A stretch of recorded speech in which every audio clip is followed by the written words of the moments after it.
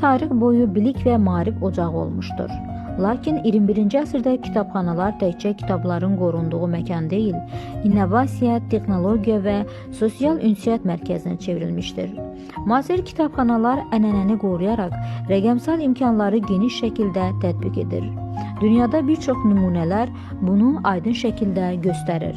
Məsələn, Finlandiyada yerləşən Audi Helsinki mərkəzi kitabxanası açıq ictimai məkan konsepsiyası ilə seçilir.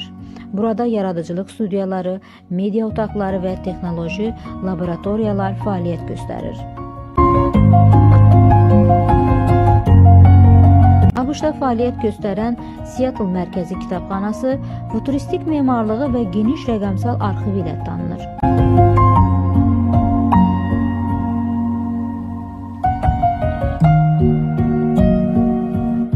Böyük Britaniyada yerləşən Birmingham kitabxanası Avropanın ən böyük ictimai kitabxanalarından biri hesab olunur və həm memarlıq, həm də xidmət baxımından müasir standartlara cavab verir.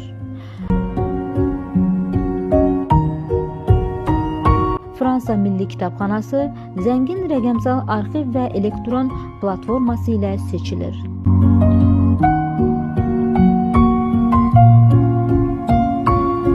Almaniyada Stuttgart şəhər kitabxanası minimalist dizayni və innovativ daxili quruluşu ilə məşhurdur.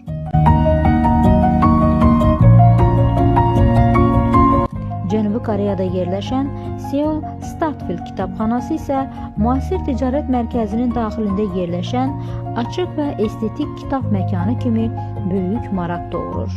Niderlandda Amsterdam İctimai Kitabxanası innovativ xidmətləri və geniş oxu zalları ilə seçilir. Bu nümunələr göstərir ki, müasir kitabxana yalnız oxu zalı deyil, yaradıcılıq, araşdırma və ünsiyyət məkanıdır.